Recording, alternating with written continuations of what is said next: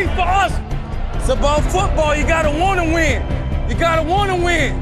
You can't do nothing about nothing else but play football tonight.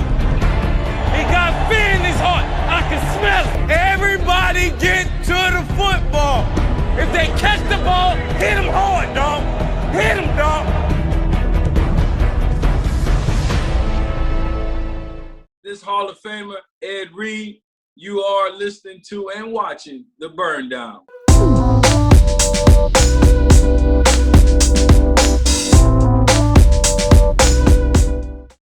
What's going on, everybody? Welcome back to another episode of The Burn Down. I'm Justin. I'm Eric. Today's guest really doesn't need an introduction, but we're going to give it to you anyway. I mean, this man has so many accolades, but just to name a few, first of all, he's a Super Bowl champion. He's a Hall of Famer for the NFL, and he's arguably the best safety to ever play the game. That man is Mr. Ed Reed. What's going on, brother? What's up, fellas? What's up, Burn Down? How y'all doing today? Blessed, man. We are blessed. It's a blessed day. We have you on here. We're smoking some good cigars. We're about to have a good conversation. What can you ask more right now? Right on. What we burning down today? I got a Placencia Reserve original. Well, we are both smoking. We knew that you were a Placencia lover. We knew that's your go-to, so we both picked out the Placencia Almafuerte. Can't beat it. I'm not just a Placencia lover, man. I'm family, man. That's who I plan, and I'm making my cigar with. Oh, so you're making us. Really? We're going to have to... See, we didn't know that. That adds a question to our list here. Wow. Yeah, I'm blending my cigar with Placencia. Visit Nicaragua. Been to Esteli, man, and it blew my mind. You know, even further, because I visited a factory before, man. But once I visited Placencia and saw what they were doing, it was a no-brainer for me. I mean, I get it. I mean, Placencia, they make one of the best cigars in the market. So kudos to you and starting your own cigar with them. I'm really excited to hear about that and try it. Yeah, they're like high-end, not just like regular. No. They're high-end cigars, so... That's some... You better take that gold wrapper off there before you light that at the foot. Oh, yeah, we're Whoa. good. We're good. Whoa! We're good. Look at that. We're good. That was almost a rookie move, I might have to say. Yeah, well, if luckily it's not all the way down to the foot. Right on the fire. It's not right on the fire. It's just on the a little bit in. So let me ask you guys a question before we get started. Where's your setup? Are you guys like in the office space? Are you like set up in the garage? We are in a pool house. We're in my pool house. Pool house.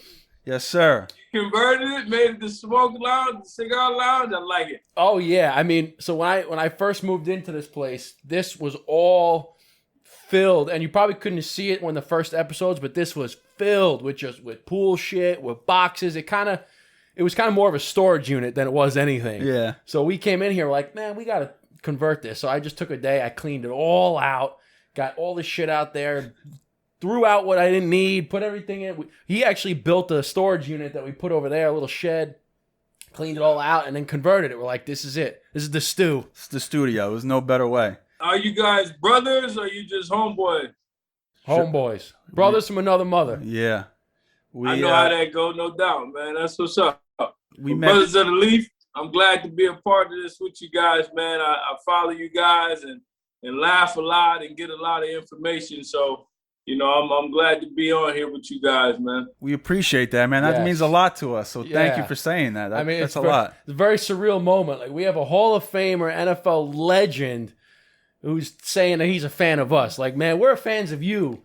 So we're super humbled and blessed for you to say that. That's awesome. Thank you. I don't know if you see the ensembles. We do got the black and the purple on representing, the Baltimore Ravens. But I do see that. Oh, you got the socks? Come on now. Come on now. You know how it goes. Come on now. Oh, yeah, man. Down to the socks. That's what I'm talking about right there. Because I have family from Baltimore, and they are obviously huge Ravens fans. And I used to go to the games when I used to have a Todd Heap jersey. Oh my God! I was a little kid. I'm not sure if you were playing by then. You must have. But the game I went to was against Cleveland, and Cleveland kicked a field goal. It was no good, and they called it good at the end of the game, and then they had to come back out, and then the Ravens won. It was a ridiculous game. I don't. Oh, they called it good, but they reviewed it and was like, it's no good. And it was the end of the game, and they're like, nope, come back out here and do man. it again, and they missed it, and then the Ravens won. Yeah, it's crazy, man. That's funny, man. That is too funny. Well, Mr. Ed Reed, let's get the interview started, Let's man. go. We got some questions to ask you. Like I said, this is a surreal moment right now. This is crazy. Like, we watched you on TV, and now he's on our podcast. Like, this is crazy. And I'll never. Hey, isn't it something? And I'm sure you're gonna ask me this question. And I can come back to it, man. But that's what cigars do. You know, they connect you with people. Absolutely. That's one thing I love about it is how Absolutely. it connects you to people. You know, probably you would have never even bumped into. You know. Oh, absolutely. That is definitely. a perfect way, because there are so many people that I would have never met had it not been for cigars. So many wonderful people. And we say it all the time, you know, we can be from different backgrounds, different religions, different parts of the world, but there's always that one thing, and this is a case right now. It's this bad boy right in our hand right now. So that's exactly what we always preach. I'll never forget. I remember when I actually received the follow from you on Instagram. I remember I was working with my cousin. I was doing construction at the time. I was freaking like in a bathroom hammering something away, and I got a notification. And I was like, oh, Ed Reed follows me. I'm like, oh, it must be like a fan account or something. And I was like, wait. No, he got that check, man. I was like, this is Ed Reed. So I texted my cousins from Baltimore. I said, you guys will not believe who just followed me. And they started freaking out. Oh, my God. So it was a really cool moment. Well, that's like when you confirm, and when we'd asked you to be on the podcast, and you confirmed and said like, yeah, let's do it. I immediately called up. I'm like, he fucking said yes, let's go. Nah, he didn't just say yes. He said, we can make that happen. Like I a was true let's baller. go. Yeah, man. No doubt, bro. I mean, brothers of the leaf, like I said, man, you know, it's no different. Like this time right now is no different than being in the actual lounge. You know, I know we're in the COVID times, you know what I'm saying? But this right here is like being in the lounge. This is actually what I call my lounge these days. You know, I spend all my time here in my mom's garage when I come home, man. She knows. She's like, where you going, in the garage? I got my music in here. My boys come over. We smoke cigars right in here, man. So this is what it's about, man. Yeah. And that Absolutely. is that your DJ studio too when you go live? Is that where you're DJing? Yeah, when I'm home, I play in here, which is different. Because all I had was my computer when I went on the road. But I bought one of my mixers down, and I finally got the charger to make it work. So I dabble with it in here a little bit too. But something wrong with this mixing board, so can't do everything. But you know, I can blend it enough to have a party. Yeah, Definitely. we see on live all the time. I'm like, man, that's DJ ER right there. Cranking the I old love it. tunes, I the old love school tunes. So I actually go by the jukebox, man, because I know a lot of DJs. I like to listen to the whole song, though I can cut it off and I can play other music. The way I've started playing music on IG is because of COVID, and we wanted a cigar lounge atmosphere, Reggie and I. So we call it 8720 Cigar Lounge in your IG live. No different than how D Nice got, you know, club quarantine. You have to give it a theme. You know, you gotta do something different. And even now, I evolved in it because Reg don't get on as much anymore, and I call it cigar sessions because I'm smoking a cigar every time I'm on there. But I'm also playing music. But I don't want them to think it's a club. A club and a cigar lounge is two totally different places. You know, and I know some people try to kind of mix them together, and you could. It can work. I've seen it work a little bit, you know, but it's still separated once it's in the same building, you know, because the music is not the same when you really want that atmosphere, to me. Oh, I feel the same way. I think it's like the same thing with, you know, having a cigar. If you're in a club, you're in a club for dancing and listening to good music. You can have a cigar, but it's not going to be the same exact, you know, you're just smoking cigars just to smoke it and for the pictures. You know, you're not actually enjoying this. You're not actually enjoying the cigar. But so I can understand where you're coming from on that, because you want to make sure it's it's the cigar feeling. You want to bring more of the cigar lounge with the tunes monotone in the background so you can still vibe with the cigar. Makes sense. Makes sense. Yeah, so you got some conversation. No doubt. Speaking of conversation, let's get right into it. So, yeah, man. So this is a I don't know what you would call it, OCD moment. Okay. Are you recording audio as well? Well, it's recording. The whole thing, audio. I think when you record, it records all. Okay, it records all the audio. I just want to make sure. Yeah. Because we've had situations like we've had too many tech. I'm sure you can relate when you're doing DJing stuff. All the technical difficulties, the audio. Like just before, we couldn't get our regular audio hooked up, and he said it figures. This has to happen now. Did a whole interview, no audio. Oh, we've done a whole interview before, and we didn't even, and it never recorded. Yeah, it never recorded. We had to reschedule and do it again. We've had some horror times, but anyways. So what we're drinking is we figured, Baltimore Ravens. The only thing that we had that was close to a Raven was an Eagle, and it's not quite. I know, but it's got Eagle and it's got Rare, so. It is ER. So there's an ER, right? That's a good point. It is ER. That's good. It is ER. So I got you. That was a good one, bro. You like that? That was a good one. That was off the top of the dome. That was off the top of the dome. So we're gonna be drinking some Eagle Rare. But Eric wants to ask you the first question. Yeah, man. So I need two hands though for this, right? Oh, yeah. After you ask this question, because yeah. I got. You do need two hands. I got to put up the So let's Justin put this in. So, the cup real quick. So, it is obviously all about the you, baby. It's all about the you. So, my first question is playing for the Miami Hurricanes between the late 90s and early 2000s. What was that like? Because that was a good time for the Miami Hurricanes. Man, it was the best, man. I came from Louisiana, Reggie and I, at the same time in 97. And we was under sanctions. We was in a rebuilding standpoint. A lot of people obviously knew about Miami, but was basically kicking us while we were down. The Florida States and the Syracuse, Virginia Techs of the world, but we always had that championship mentality, which I loved. No matter how bad we were my first 2 years, we always had that championship mentality. And that right there, man, was the Miami way. That's the Miami way. That was that's our standard. And man, it was the best times, man, being down there, dude. I graduated in 4 years. I played 5. So my last year I didn't have class. I used to enjoy my cigars, hit practice, and be ready to win, man. So you were smoking cigars even back in college? Wow. Okay. Yeah. So I was gonna say that kind of leads me into one of the questions I want to ask is, how'd you get into cigars? Because a lot of times people get into cigars, like we found that a lot of professional athletes get into cigars when they become a professional athlete. But you've been smoking way before then. So how did you get into cigars? Yeah, man. Honestly, I think it goes back to those seeds being planted.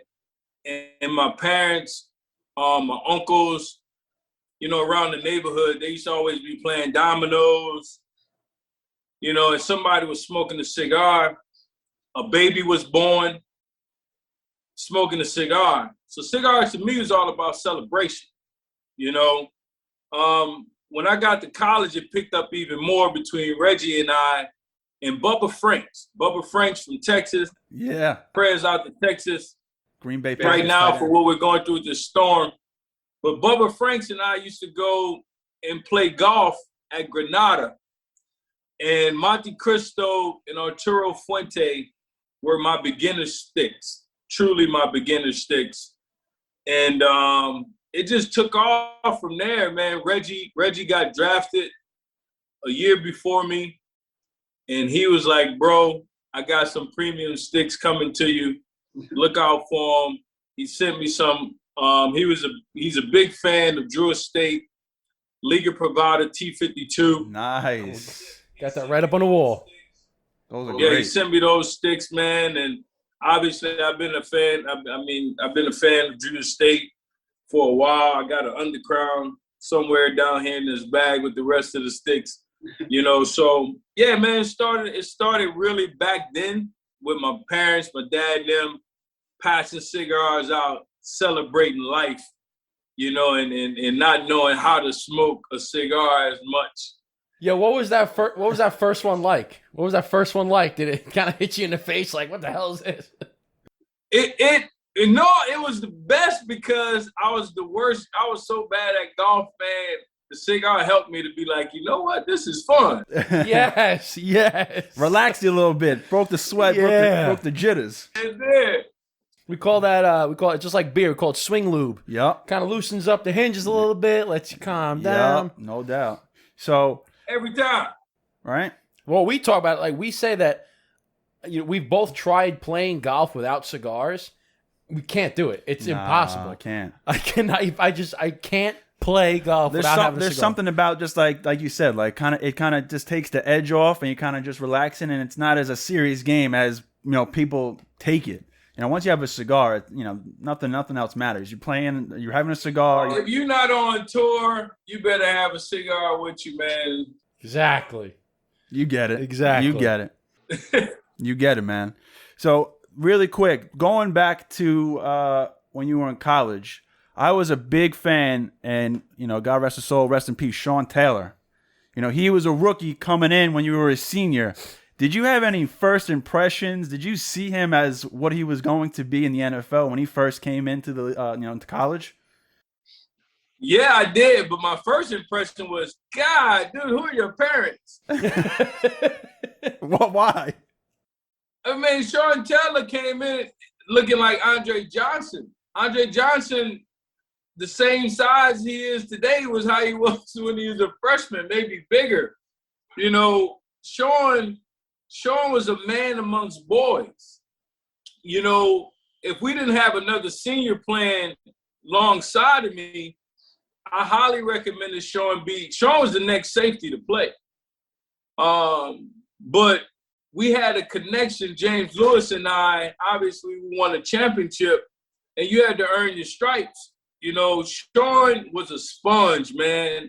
I just remember talking to him constantly, him asking questions constantly to be the best he could possibly be, and he had a lot of respect for me, you know what I'm saying? So in that room, I was just spilling everything out to those guys, and like I said, he was a sponge, man, and I couldn't ask for a better youngster as safety to groom and watch him just to mature and do the things that he was doing. That's why I always say he's a Hall of Famer.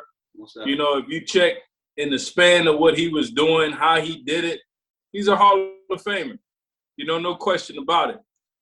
So Sean's like a little brother to me, man. I wish I'd have been closer to him than I was. I saw him a couple of days beforehand, just out walking. And told him just to call me if he ever just wanted to hang out, because he was by himself, I was by myself. And that's how I remember him as being, this like a typical safety in my eye. You know what I'm saying? Who kind of just roams by himself.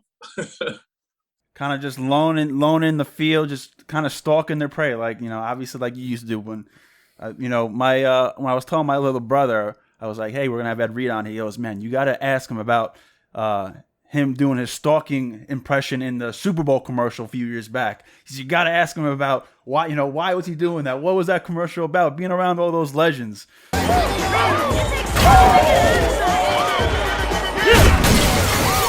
this is a great party. So I mean, it makes a lot of sense. Now, is it like do safeties like in the league, do they have like a certain personality trait, like you said, like yourself and Sean Taylor were kind of like loners? Is that like the kind of trait that comes along with being a safety? I think to do the things we do, you have to be a little bit of a loner to some degree, man, because you have so many responsibilities. You communicating constantly with your corners, the other safety, linebackers. Me, I was communicating with D linemen. You got to know the personnel group. You got to know your call. You got to know their alignment when they motion. If something changes, the down and distance, what quarter, where you at on the football field. You know, like those things are constantly every play. That was just how I was, how I saw showing ass. You could see it a little bit in like guys like Earl. Like guys were different. And I mean like I hang with my teammates. I hang with my boys. Any one of my teammates to tell you I used to have teammates over to the house. But that meant that something about a safety it's just a little different, you know? It's just a little different. It's like Ronnie Lott, man. He cut his finger off, dude. You know, like the elite ones, I just feel like they're different. Like they different. You know, Sean Taylor was different. You know, myself, different. Earl Thomas, different. You know, You got so many guys. Johnny Robinson, guys just different. Safety is just a breed of their own.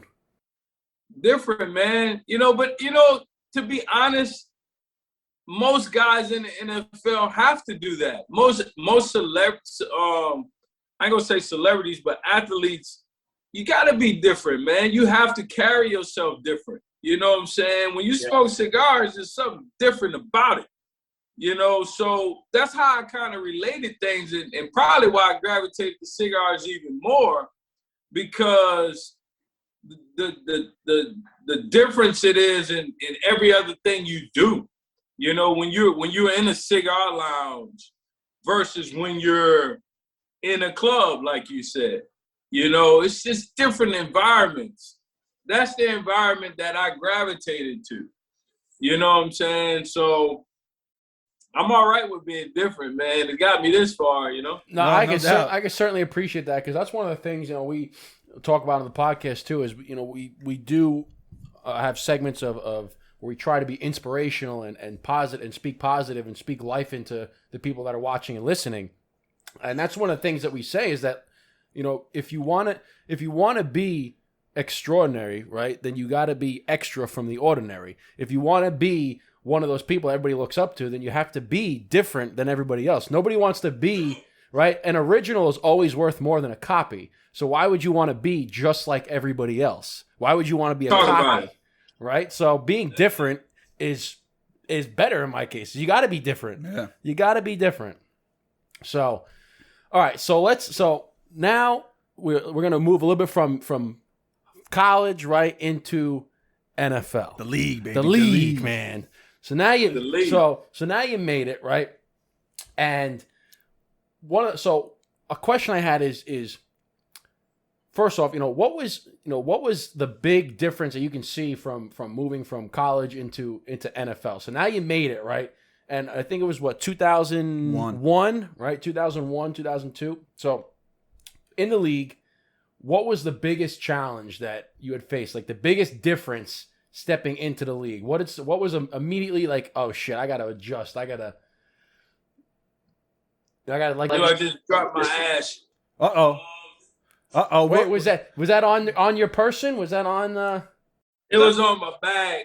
Okay. I actually, it's crazy because I was trying to keep it and I hit it on my knee and it fell. Well, you know what we call that, right? You know what we call when you drop an ash on yourself. You didn't drop it on yourself tonight, but when you drop an ash on yourself, we do call it a rookie move. I'm not sure. Yeah, I didn't drop it on myself. I'm good. and rookie move is it's not necessarily a bad thing. Hey, one thing it's crazy you just asked me about the league and said that's a rookie move. One thing I noticed when I first got to the league my first couple of years is that I always came to camp like a rookie. I never brought the same notebook. Even though our defense never changed. Listen to me. Baltimore Ravens defense hasn't changed since I left. They still run the same defense. They might have tweaked some calls here and there, but they run the same defense. You understand? Right. I never went to camp with the same book. I always went in like a rookie. So I'm all right with rookie moves. So that's actually a good way to put it, because it's like you're always going in feeling like, or I need to, like, there's more that I can learn. Yeah. Like going in feeling like, all right, I'm not, even if you're a veteran and you're basically like on your way out to retirement, you still come in with the same attitude, like, no, there's something else I can learn. They know more than I do. What can I learn new, right? It's a good way to treat to a good attitude to have when you're going into anything. Most definitely. And it was, I was trying to set an example for my teammates for them to understand. First of all, taking notes is very important. No matter what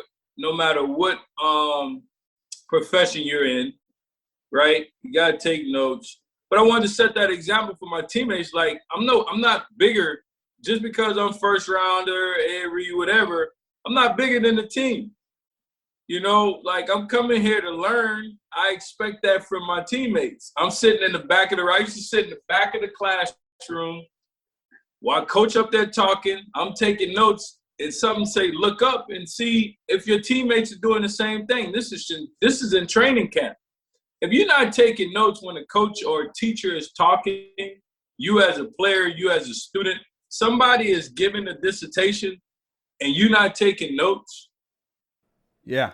Something wrong. It shows. It shows. If I was presenting, it would show me that you didn't care, right? Like, you know what I'm saying? So that was why my mentality was like that. Plus, I came from a little bit of nothing. So I said, this is my first and last year. Now, I know I'm under a 4-year contract, but when you go into the NFL, they say it stands for not for long. I said I wanted the need for longevity. So I had to switch my mentality and think different about the whole league for myself, because that opportunity can go past you like that, whether it's an injury, you get cut, or you just not performing. The NFL is based on what have you done for me lately. Yeah. You know what I'm saying? They Aretha Franklin, all day. Yeah. Or should I say that's Janet Jackson. What have you done for me lately? But like you said, you're always taking notes because it shows that you value what that other person is saying. If you're not taking notes, it shows that, all right, I don't care what they're saying. It's not important to me, right? But you were, like you said, you were always like that. You're always trying to learn and to study, because one of the biggest things that everybody knows you for is that you would study film like an animal. Like just every time you play, study it and try to analyze every single thing. So a question I had was, who was the toughest opponent that you faced, that you found the most difficult, the most challenging, whether, as you're studying their film, you're like, man, I'm having a tough, like, these guys are just tough, or this guy, this quarterback, whatever it is. Who is that toughest opponent that you ever faced? Man, I got it. Out of all respect, I got to say all of them, because I gave them all the same respect.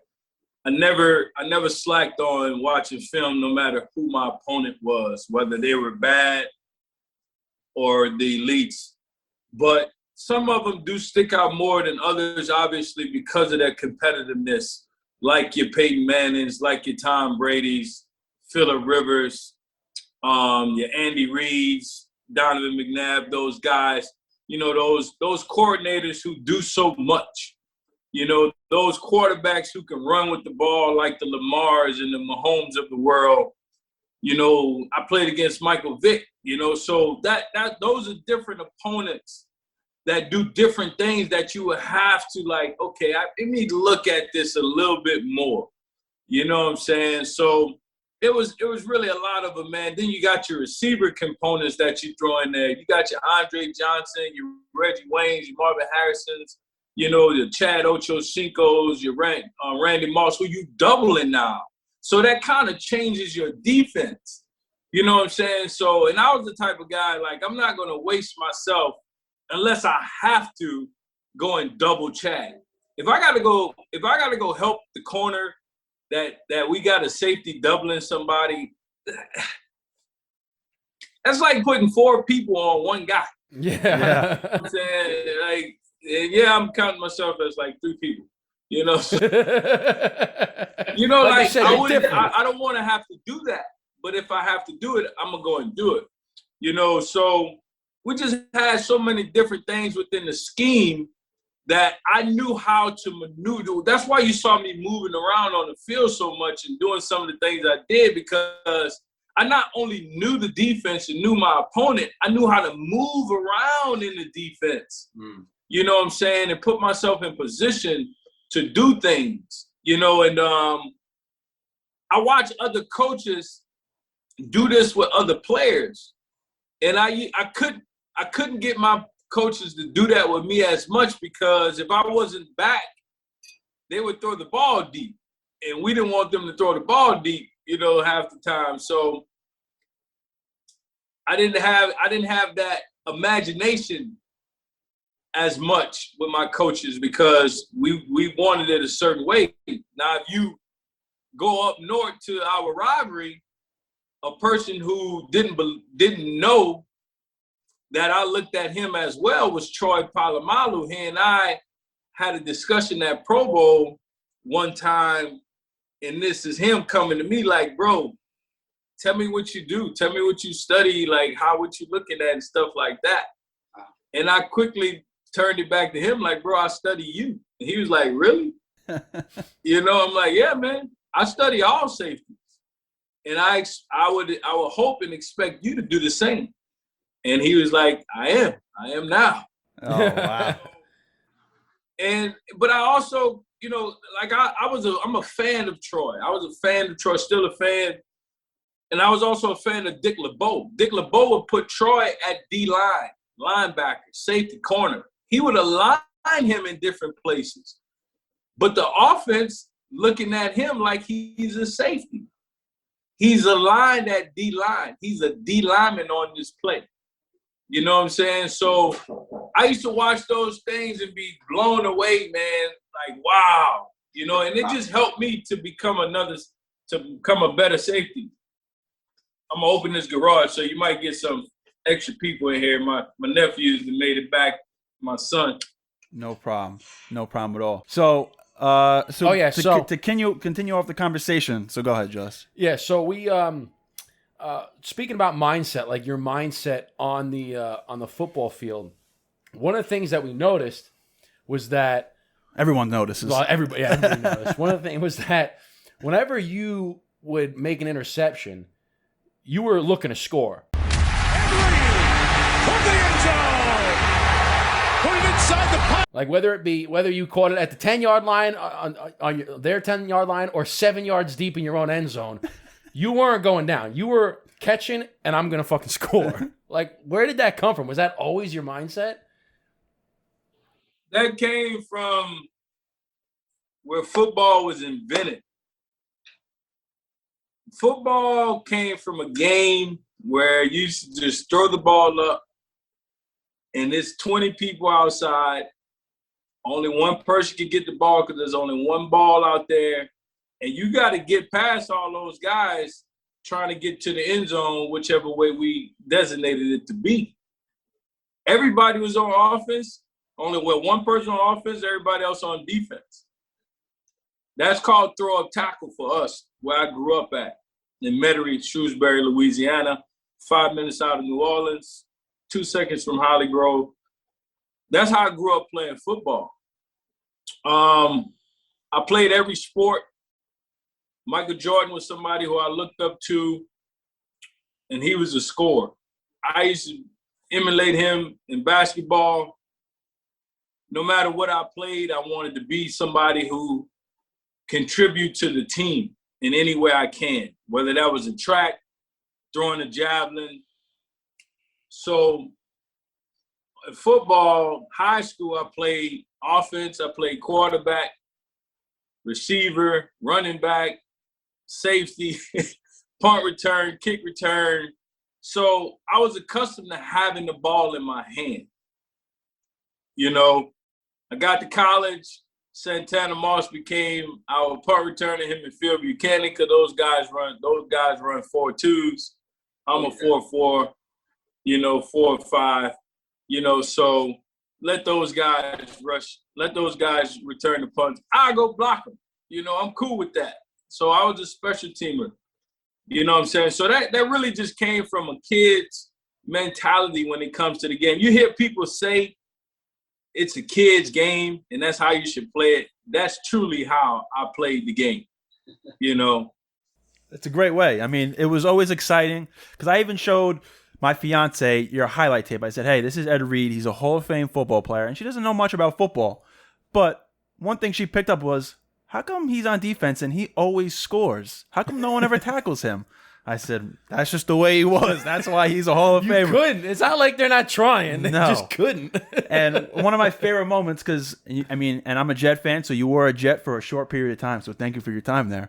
But one of my favorite clips is playing against the Jets, and I think it was a flea flicker. I think Lamont Jordan was throwing the ball, and they show Herm Edwards going, oh, there's Ed Reed. Don't throw it. Don't throw it, Lamont. Don't throw it. There's Ed Reed. He throws it. You pick it up, and your coach was like, good job, Ed. Stop, Ed. No, Ed. No. Go down. Go down. Go down. Go down. And you kept running. He's like, go, go, go. And he's like, yeah. And It was like an emotional roller coaster. Oh He was my like, God. go down. And then you come out and you're like 10 yard, 15. He's like, okay, go. I mean, That's one of my favorite plays, man. it's the best. It was just cool to see, obviously, your perspective, the offense perspective, and the defense perspective all in one take. I mean, I'm like, you couldn't get any better than that. It's like you see that when on the basketball court too, when you have a guy who takes just an absolute horrible shot from the logo. Yeah. And the coach is like, what was that? And it goes in, you're like, good shot. Good shot. Good job. Good job.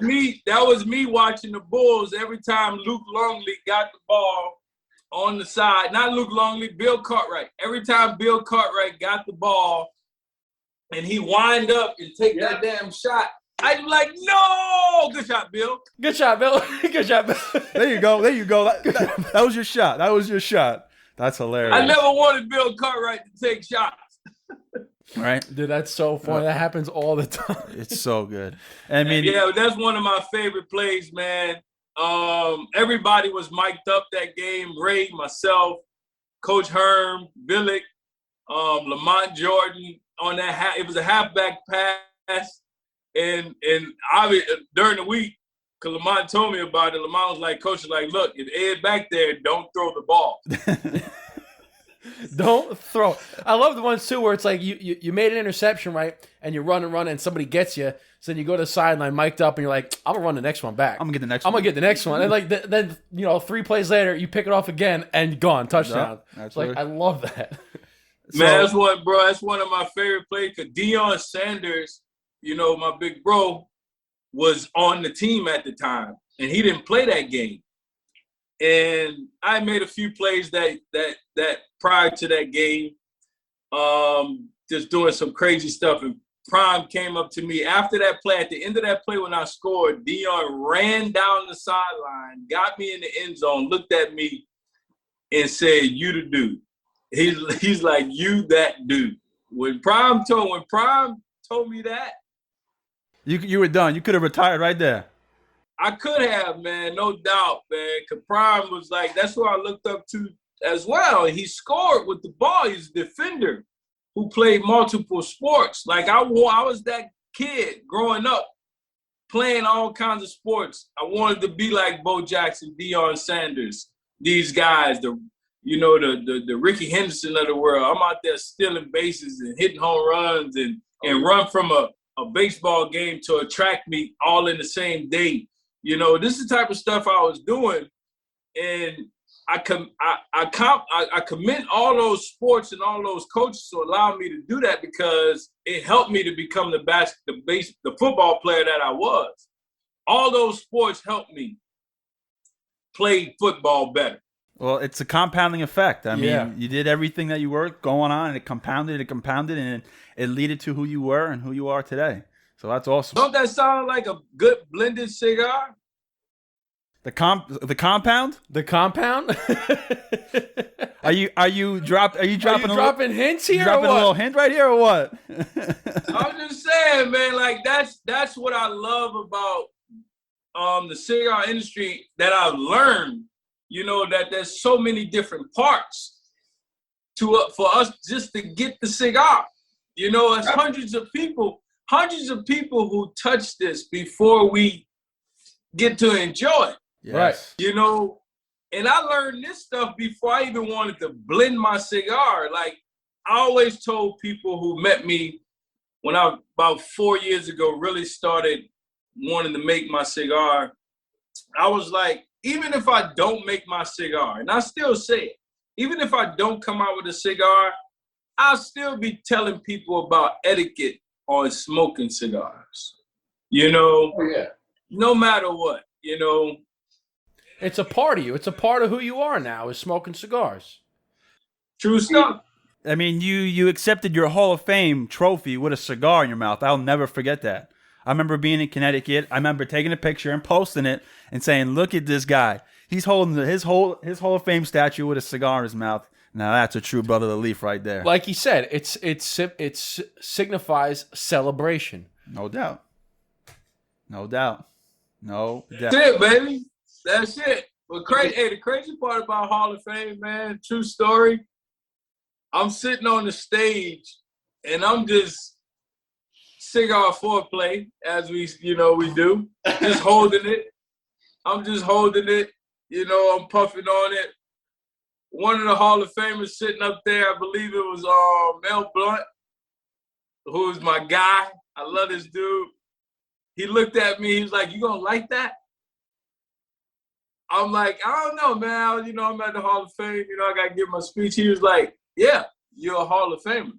You can like that." Yeah, that's right. You can do whatever the hell you want right now. So I was supposed to light it during my speech, and I had it all worked out. I actually left the cigars that I wanted to light because it was a shorter smoke. I didn't want to light a big smoke. I left it in my room, and one of my boys, my brother to the leaf, came, and I knew he had cigars. I said, "Bro, I know you have a cigar. Like, give me a cigar." He brought me the cigar while I was on stage. Y'all didn't see that. Wow. And I was going to light it, man, but right before I went out, I saw the speech that I'd never seen from my dad, my parents. And that's the first time I ever saw my dad shed a tear, dude. Wow. Right before I go out to give my Hall of Fame speech is the first time I ever saw my dad do this right here. So how did that make you feel? Dude, it brought tears to my eyes, bro. Like, I was made as a son, as a player. My dad played sports.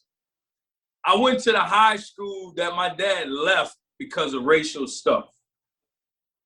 I went back to the high school and did all the things that I've done, man, to this point. And to see my dad, like, in that moment, not to really appreciate it because he didn't have the same opportunities. That was like a proud moment, proud son moment right there, man. It gets me a little bit now because like how hard my parents worked, you know. Like, I wish I could have had both parents up there, but man, that was it. That was that moment. Like, my dad's a Hall of Fame dad, man. Like, for all he's been through, all these all my parents all the work my parents put in, man, that was it for me. That's beautiful. Would you say, because one of the questions I was going to ask you was, what was your most memorable moment of your football career? Would you say that was it? The most memorable moment, there's a couple of them, bro. Draft day. Draft day was one. My first game, obviously, and my last game. That was against the Dolphins with the Jets. And I did catch an interception that game. So it's only fitting. It's only fitting. It's only right. Yeah, man. Obviously a bunch of times with my teammates in the locker room. That's what you miss most. Is just that camaraderie with your teammates. Most definitely. Yes. Like I said, a bunch of games. The Super Bowl obviously is one. The national championship is another one. You know, and the last day, you know, the 1 day contract in Baltimore, man. You know. That's beautiful. I mean, I'm sure you got a bunch of memorable moments, but you know, the one with your father, I think, really strikes home because I think any son any father, they want to have that moment of like, acceptance and, like, you know what, I made my father proud. So I could definitely relate to how you feel. So that's a beautiful moment. So thank you for sharing that with us. Hey, no doubt, brother. No doubt.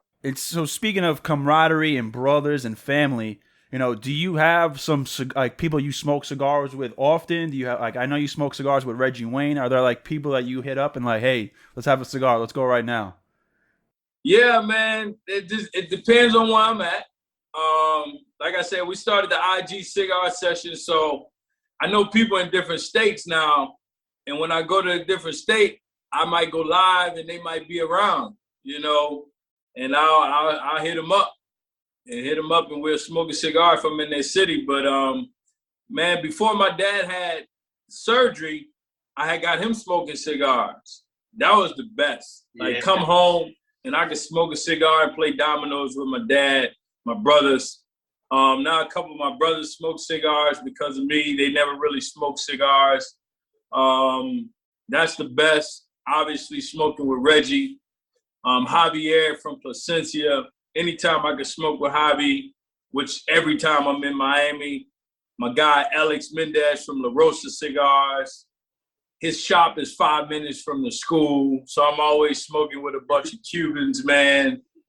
Cuban guys, should I say, who love football, but love cigars, and I'm always playing Cuban dominoes with them. So it's like hanging out with my dad and my uncles. That's how I grew up. So it's like, everything's like went 360, and I'm doing the same thing that I used to do as a kid with Brothers of the Leaf, in this, man, it's a pure joy.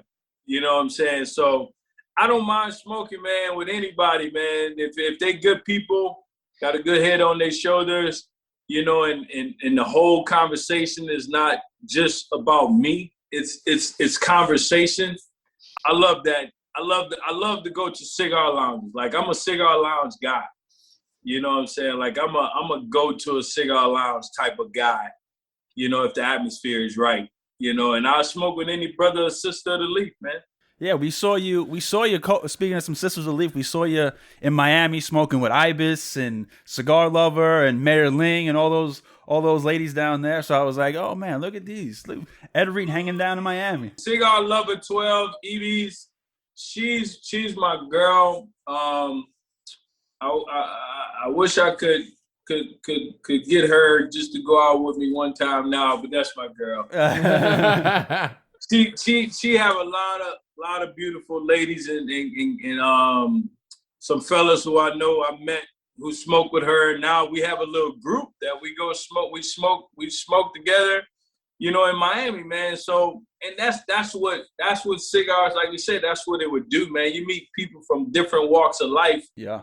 And I can remember the guy, Ryan, he's like, bro, I'm smoking with Ed Reed. I'm like, yeah, bro, but we've been doing this a couple of times now. Like, like we cool now. Yeah, like we're boys. Yeah. You don't got to do that anymore. Like, you can call me and be like, Ed, if you're free, I can meet you now. Like, it's that type of shit. Like, it ain't Ed no more, man. We cool. We brothers of the Leaf. No doubt.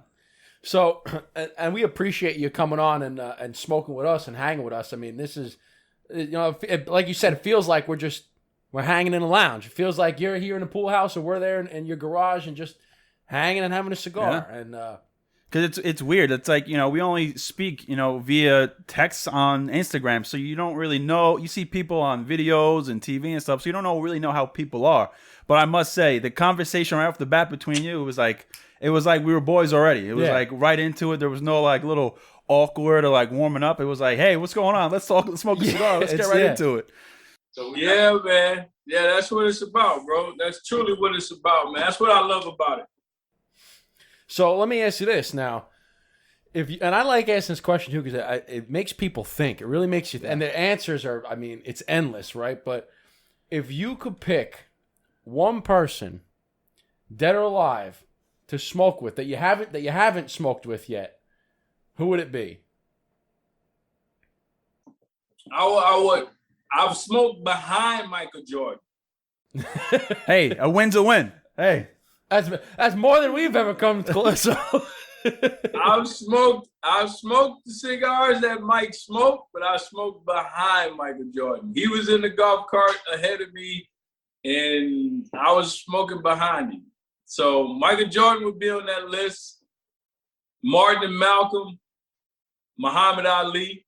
That'd be dope as shit to smoke with those guys. Oh yeah, you can talk endless That for would days. that'd be one hell of a hangout session right there. That would be cool as shit to smoke with them guys, man, or just some legends in the game. Most definitely. Just some legends like, I've smoked with Nestor Placencia Sr., man. Like, that's the coolest shit. Yeah. I've smoked with Guillermo Leon from La Hora. That's cool as shit. Smoking with Karl Malone was dope. There's just been so many people, man. Like one of my favorite events to go to and smoke at, because you smoke with so many different people, is the IPCPR.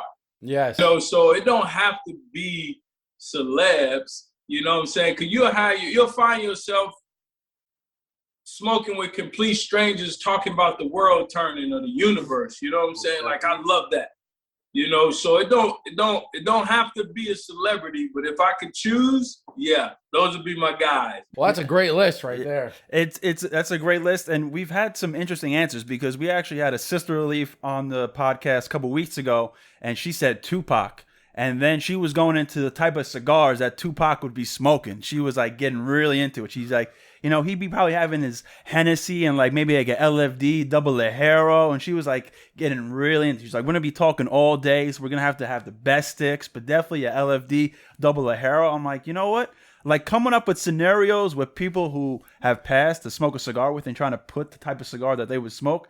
It's like a really interesting situation because you don't ever think of that. You don't think it makes it more real too. Yeah, because I was like, I was like, it feels like Tupac's still alive, and I can just hit him up on Instagram and say, hey, what are you smoking? But like she said the story.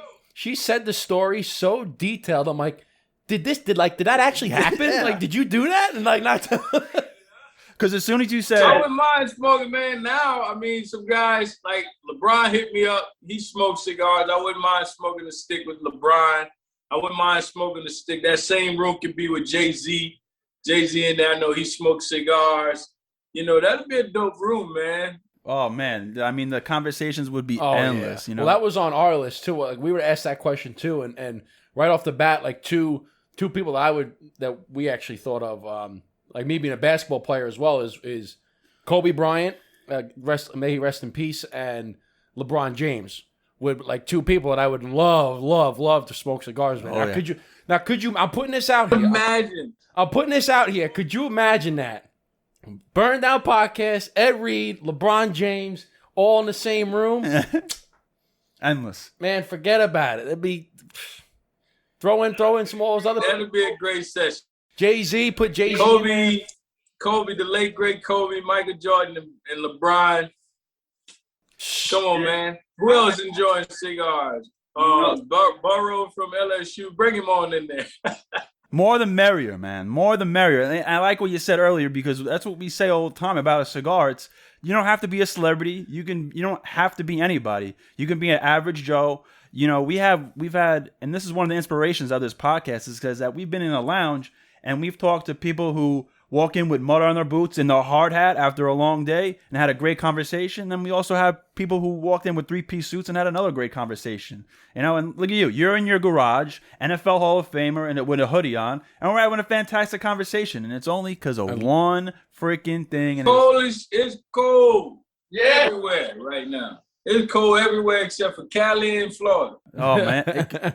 So, because, I mean, we had a blizzard here today and in New York, and I was like, listen, I'm not rescheduling. I am not missing this conversation. I will drive through the snow to Justin's place to have this because this is a memorable moment. You might not get this again. You might have a huge job opportunity or something that says, you know what, I can't make it. And I didn't want to miss that because I knew just from obviously watching on Instagram and everything, watching you through football, I said, this is going to be a good conversation. This is going to be once in a lifetime. And this is something that's really important. So we got to do it. Hey, brothers of the Leaf, I appreciate it, man. Definitely enjoying it. Like I said, I got a little bit more time because my kids came back and they in the house now. They're freezing. Their hands were cold, so they was like, I got a little heater right here. They came in here. We got it too, man. Eric's got one on his side. I got one right here, man. Trying to stay warm, man. You got to do what you got to do. So, but you can't even find these little heaters anymore. Like, they don't even have them for sale right now. It's crazy. going like hotcakes. Dude, it's crazy, man. Because you're in Florida, right? You in Florida? Oh no, you're at your mom's house. That's what you said. You're not. Yeah, I'm in Louisiana. I drove down with my nephews and my son from my place in Georgia. And, just my hangout in Louisiana, man. I be in my mom's garage because I smoke cigars. Can't smoke in her house, so. Can't smoke in mama's house. Mama's house, mama's rules. Gotta abide by them, It's all good, though. Well, listen, man, we appreciate you joining us on the Burn Down podcast. We really, really, really appreciate it. Yeah, man, it's been awesome. We know that your kids just got back in the house, so we're going to let you go and hang out with your kids, get their hands nice and warm, my man. But smoke this cigar, man. But this is the time where we want to give you the red carpet, man, and where people can find you if they're not following you already, which I don't know why they wouldn't be. I mean, if you love cigars, you got to be following Ed Reed. Yeah, if you got any foundations or charities or anything that you want to tell people about that they can join, please let them know. My foundation is edreedfoundation.org. Online. You can go and check out the website. The website will give you a layout and a rundown of everything pretty much we done and been a part of. There's some stuff we do that pretty much how we are, just kind of fly under the radar and just do things. I'm building a park here in my old neighborhood right now. That's the biggest project that we got. COVID slowed a lot of things down, but I think we can kind of get back to work. I do golf tournaments and stuff like that. So if you guys ever want to come out to the golf tournament in Baltimore, you damn sure welcome. You can shoot your podcast out there from there, man. But I also have on Instagram my Fine Cigar my Fine Cigar page, which my brothers and sisters of the Leaf, I hope will follow that. I'll be on live on that at times too. That's more of a VIP side because everybody know my 2020 page, but not everybody follows my cigar page. Well, I will definitely get on that. I didn't even know you had that. I wanted to try to separate them as much as possible, but everybody follows my other page, so they kind of intertwine a little bit, but you can find me on that page as well. The Fine Cigar page. The Fine Cigar page was started just to put me in the industry, educating people, talking about the etiquette of cigars, showing the process that I'm followed, baby. We in there. Yeah, showing the process that I go through, and the fine cigars that I smoke. The Fine Cigar is not the name of my cigar. The Fine Cigars is the cigars that I'm smoking. Yeah, Ed Reed Fine Cigars. I try to smoke, as I say, the finest cigars in the industry. And I'm still figuring that out because there's a lot of cigars in the industry. Oh, yeah, you can't have one. One thing I've learned over time is that there's not a bad cigar.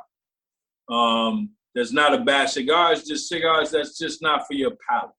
So people out there in the cigar world, don't ever say that cigar sucks. Say that cigar don't work for your palate. Wise words. Wise, like you Very said, there's wise no words. such thing as a bad cigar, only better ones. Right. True stuff. It's like wine, baby. Now, you ain't going to drink all wine. All wine don't sit well with you. So Exactly. same thing for a cigar. You don't like it?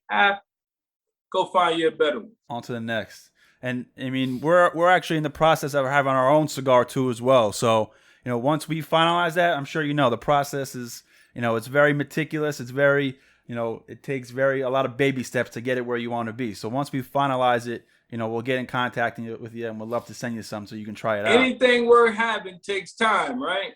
Exactly. Amen to that, brother. Rome wasn't built in a year, like I always used to say. It wasn't, man. And that's what I've learned about just the cigar process. Like when you visit a factory, you really understand it. You see the patience. You know, you see the time that goes into it. That's why I'm not rushing my cigar. I could have easily put a label on a stick and put a stick out there. Yeah. I had plenty opportunities to do that. Plenty people who sent me samples. I'm like, nah. Actually, it was Javier from Placencia who was like, bro, no. He was like, I'm not going to give you a sample stick and we can put it on there. That'll be the easy thing. He was like, go visit the factory. So it was somebody from Placencia who gave me the best information, best advice on how to approach it, you know, and just so happened I fall back to them, you know. So it's been working out, man, and I feel like I got two great sticks. My first one was great until I changed the wrapper, and I'm like, shit, I love it even more. So I'm gonna put the second one out first and put the first one out second. You know, the first one is a more premium cigar. I think it's more for cigar folk. I think the cigar world, brothers and sisters of the leaf who smoke cigars will enjoy it and can always enjoy it. You know, so yeah, man, it's patience. You gotta have patience, you know, and like y'all, we talked football and talked about, you know, different attributes of a safety. Patience is one of them. Patience is high on that list. Got it. You can't be an impatient person with cigars. I mean, cigars in itself embody patience. Yeah. Like you said, you got to take your time with everything. Like patience, take your time, appreciate it, enjoy it. Don't rush the process. Like don't rush the process making a cigar. Don't rush the process smoking a cigar. It's all about patience. That's why it's a virtue. I see, man, I got some stories. We're going to do this again. I got some stories, dude. I watch some people smoke cigars so fast sometimes. I'm like, God, dude, like. You know, no, we got to do that. Why don't we do this? Why don't we, one of these days we'll both go live together and you can tell us some of these stories. That'd be good. You know what? That'd be dope. We go live and we just talk cigars and talk stories, man. We have some fun with it. Yeah, I man. love it. Yeah, we'll reconvene. We'll schedule something. That'd be good. Hear some of the horror stories you got with some people. And oh man, you know I got plenty of those. Everyone's got their horror stories with cigars. Man. Yeah, we'll talk Pittsburgh Ravens rivalry. Oh, yeah, there we go. I'd love to hear that one. Love to hear that one. Now, I mean, and speaking of the Ravens, really quick. I mean, your former teammate and obviously your hype man, Ray Lewis. I never actually had his cigar, which I think is by Rocky Patel. Yeah, I think so. Have you ever had his cigar before? I've had his cigar from Ray twice. One from him, he gave it to me, and the other one was at his Hall of Fame party. Yes, I have had his stick before. Did you enjoy it? I did. I enjoyed it. But the taste and complexion of it is not something I go and look for when I go to a cigar lounge, obviously. So that's a perfect example of what you're saying. It's not that his cigar was a bad cigar. It's just not typically the flavors that you would look for. It's not. You know, and I told it to him, you know, so. Hey, man. Like you say, can't please everybody, right? And that's another thing, too, is it's like people that try to, it's like, don't try to please everybody. Like, it's impossible. The thing about coaching, you got to be brutally honest. Exactly. We say it, too. It's like, you can't sugarcoat anything because sugarcoating, it doesn't benefit either party because the person that you're saying the information to, you're not giving them constructive criticism or you're not giving them any feedback that they can learn and grow from. And then for yourself is you're not being truly honest with the other person. So it doesn't help either party. So there's no sense in sugarcoating shit. Just tell them like it is, and that's it. And you're a good friend saying, hey, this is how I feel about it, X, Y, and Z, and you move on. I mean, and Ray understands that's where you stand, and he knows if he needs honest feedback or honest information, he can rely on you.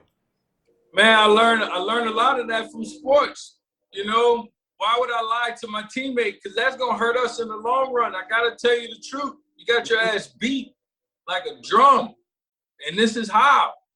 You know, like, you got to tell them the truth or that shit going to happen again and again.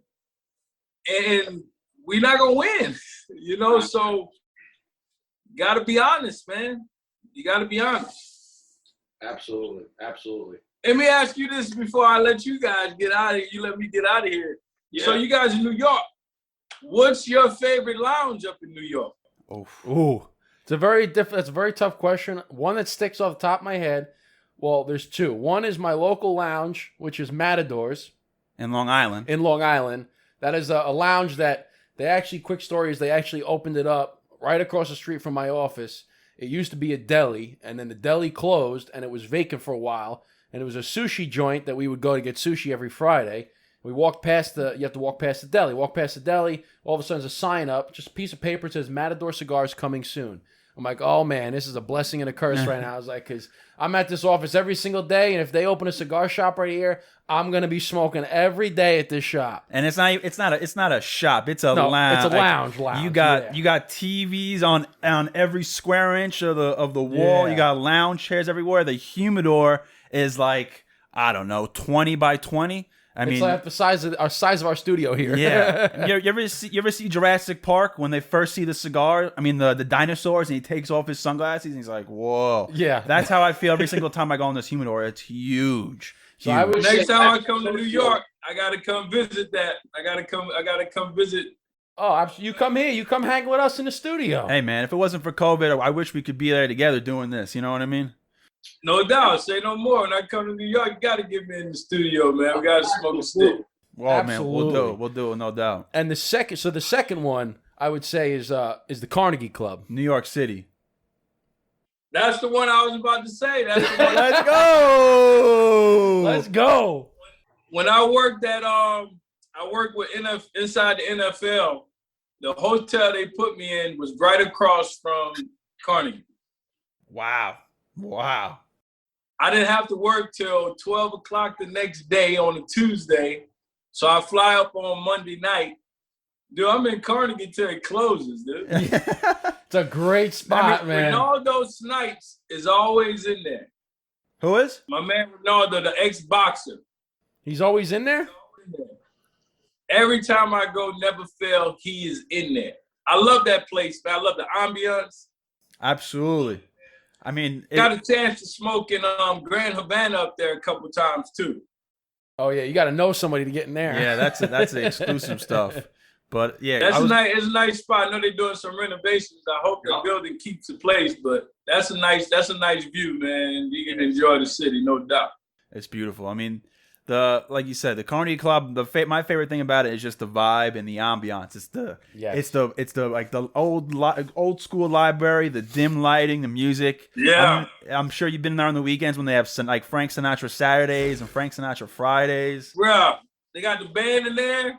Oh, it's great. Sounds just like him. It legit. You close your eyes, I'm like, is Sinatra here? Like, he actually singing? Because this sounds great. Woo, boy, it's a good one. Yeah, so, yeah, that's my spot, man. I love that spot. Well, next time you come up to New York, we'll take you to the studio. We'll take you to Matador's, and then we'll take you into the city. We'll finish it off in the We'll Carnegie do a whole Club. little round. Hey, look, good food, cigars. Let's do it. And good people, that's all you need, man. Exactly. That's all you need. No doubt about it. So, Ed Reed, man, we appreciate you hanging out with us, smoking one with us, man. Until next time, I know we'll meet in person in the near future, but God bless and good luck in all the endeavors, and thanks for hopping on the Burn Down. Hey, same to you guys. God bless, bro. Be good, brother. Thank you, Cheers. man. I'm going to smoke my cigar on that one because I ain't got no scotch here with me.